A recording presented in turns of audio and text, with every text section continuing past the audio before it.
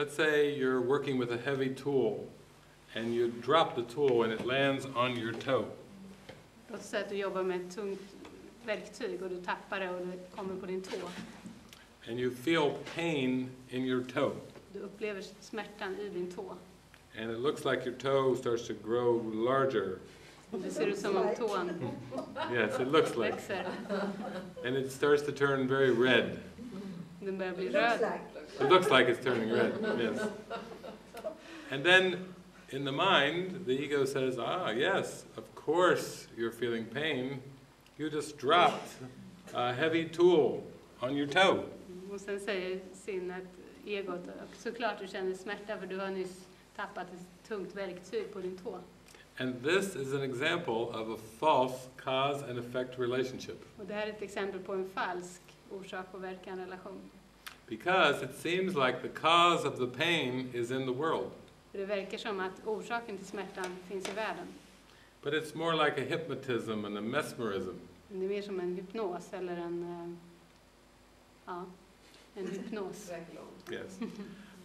Really what's happening is the mind is feeling the pain of believing it's separated from God. Men i verkligheten är det så att det är sinnet som upplever smärtan av att vara separerad från Gud. It's feeling the guilt from that belief in separation. Upplever skulden från den separationen. And then it's using an event in the world, boom, to reinforce that belief.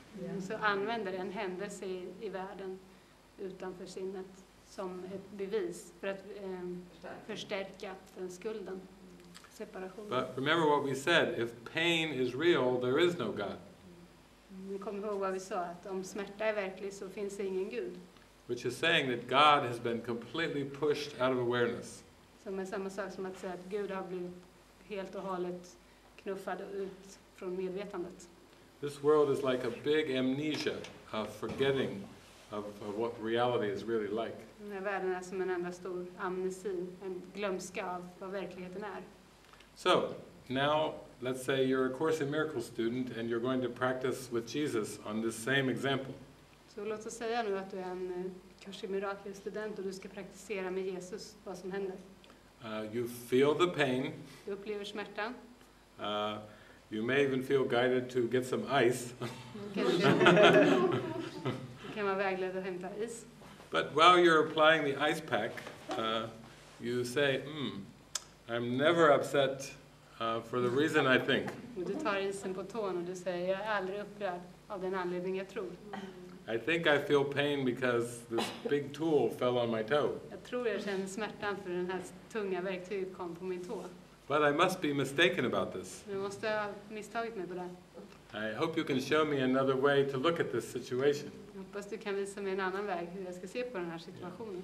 And people have experienced amazing miracles in this kind of context. Många har upplevt stora mirakler när de har gjort så här. Yeah, they can go into prayer and release those thoughts, and then the pain disappears. De kan gå in i bön och uppleva hur smärtan försvinner. Sometimes the swelling even goes down very quickly. Svullnaden ner också väldigt snabbt. And does this hold for children as well? Yes, children can be taught this just as well as adults. Och barn kan också bli undervisade i det här. Poängtering. Jag tänkte på att vi tog upp barn förut, men det är väl att inte underskatta barn. För det är väl många gånger man tänker på att de är så små. Men Yeah. eller inte. Ja. So it's not to underestimate children. Oh yes. Often we say they are so small. And so. Yes. Oh yes, I've worked with many children through my life, and they're very quick. They seem to be very quick with these ideas. Barn verkar förstå de här idéerna väldigt snabbt. Yeah. So you can see where it comes down to practicing the ideas, not just trying to read the ideas or memorize them, but actually using the ideas in your daily life. Det handlar om att praktisera idéerna, att använda dem i det dagliga livet, inte bara läsa. Yeah.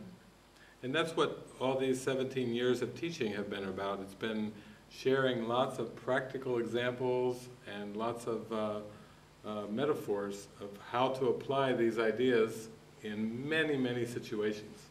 Och det är de här 17 åren har handlat om. För det är att applicera de här idéerna i många praktiska situationer. Doesn't matter whether it's a disease, a kidnapping, an automobile accident, a heart operation. You must practice the ideas in every situation that arises.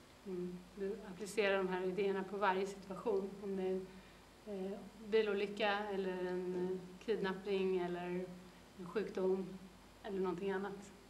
Yes. You start to see that the world is not random and that nothing happens by accident.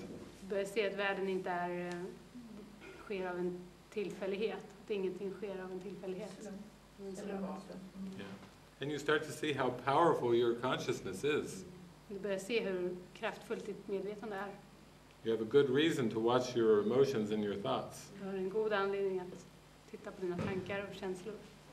And the good news is when you clear your mind of the ego, then your life becomes very gentle and easy and smooth. Den goda nyheten är när du klarnar ditt sinne från egot så blir livet väldigt lätt, mjukt och lätt. Yes, you just maintain this feeling of relaxation and ease with everything that you do. Du är kvar i den här känslan av lugn och avslappning och lätthet, vad du än gör. And even if a crisis or an emergency seems to arise, you have a good habit of turning it over to the Holy Spirit. Även om en kris kommer så, så är du inne i den här vanan att lämna över till helig ande. Instead of getting into panic or fear, you have steps that you can take in your mind to bring your fear level down very quickly. Så istället för att råka i panik så har du steg att ta i ditt sinne för att dämpa rädslan väldigt snabbt.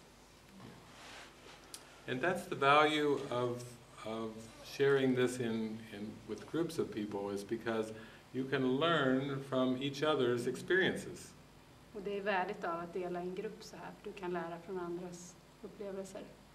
So I've been traveling around like this for 17 years, and everyone that I meet is an opportunity to teach and to learn from how they've been practicing this same method. Så under de här 17 åren så är alla möten jag har en möjlighet att lära sig hur andra har upplevt det. It's very much like a symphony. It's much different to hear just one violin playing than to hear the whole symphony playing together. Det är som en symfoni. Det är svårt att höra en enda fiol när det är en hel symfoni som spelar. Yeah. And also, maybe you're not into traveling around and working with a lot of people. Och du kanske inte reser runt i världen och möter många människor. Then you have the movies. Men då har du filmerna. You can learn from the experiences of those in the movies and apply it to your own life. Du kan lära dig från upplevelserna i filmerna och applicera det på ditt eget liv. So before I started traveling the world in form, I feel like I traveled the world on the movie screen. Så innan jag började resa i form så reste jag i filmerna. I didn't see the movies as just entertainment or escapism. I saw it as ways of expanding my consciousness and becoming more aware of the ego's tricks. Jag såg inte filmerna som bara flykt eller underhållning. Jag såg dem som ett sätt att expandera medvetandet och bli mer medveten. When I was a child and in high school, I felt like I was always like half asleep.